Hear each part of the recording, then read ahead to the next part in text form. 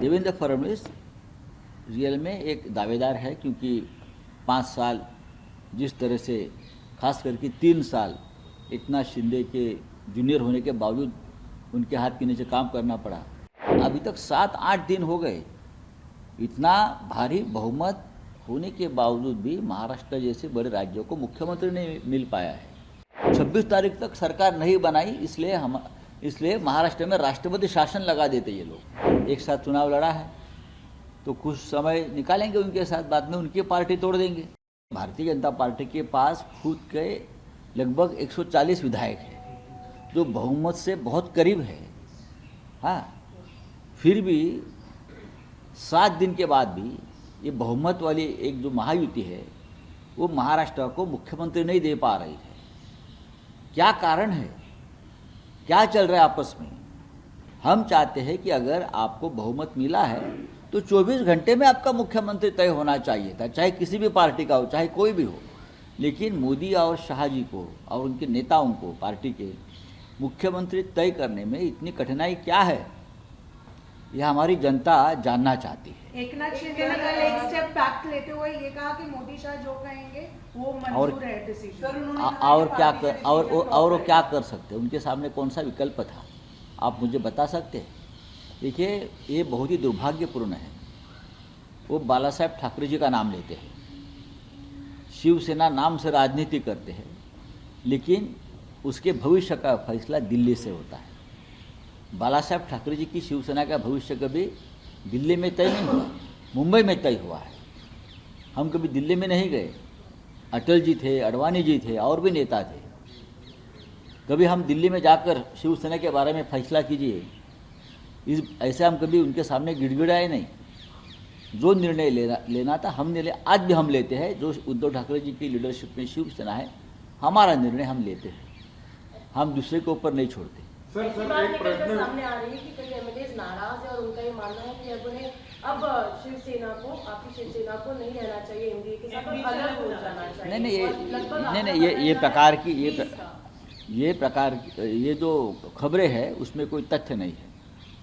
महाविकास आघाड़ी में हम चुनाव लड़े लोकसभा में, और हमें अच्छा कामयाबी मिली। 30 से भी ज़्यादा लोकसभा की सीटें जीतना ये बहुत बड़ी बात थी, और हम महाविकास आघाड़ी में लड़े। तब ये किसी का कहना नहीं था कि हमको महाविकास आघाड़ी से बाहर निकलना चाहिए।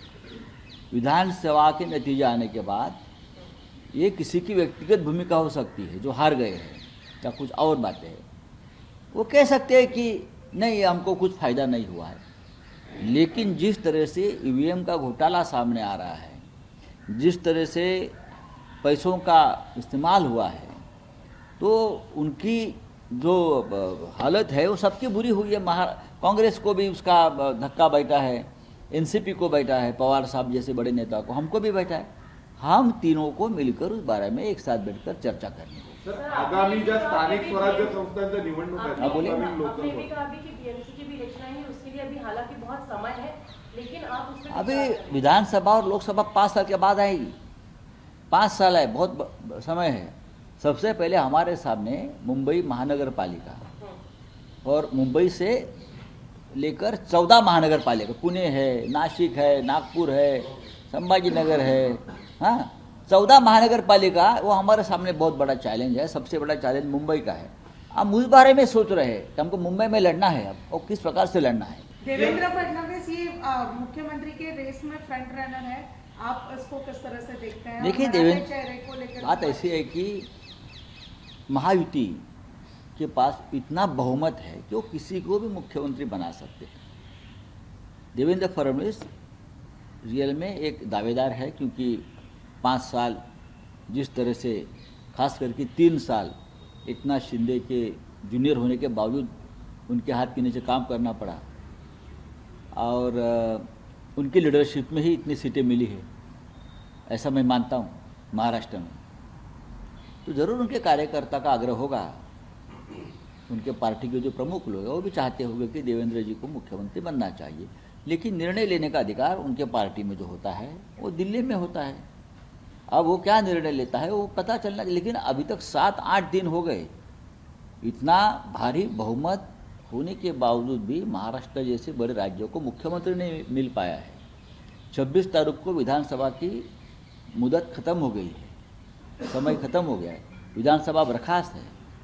अगर हम होते सरकार बनाने के लिए इस बार, तो 26 तारीख तक सरकार नहीं बनाई, इसलिए महाराष्ट्र में राष्ट्रपति शासन लगा देते ये लोग। लेकिन आराम से चल रहा है उनकी सरकार है, उनके हाथ में कानून है, गृह मंत्रालय है। अब इस रिजल्ट के बाद क्या ऐसा, मतलब रिपोर्ट्स कह रही हैं कि जो बीजेपी के एलाइज हैं वो उनके लिए एक बैगेज बन गए एनसीपी और शिवसेना, तो आप इस पे क्या कहेंगे? नहीं, ऐसा मुझे नहीं लगता है कौन किसी को बैगेज बनता है।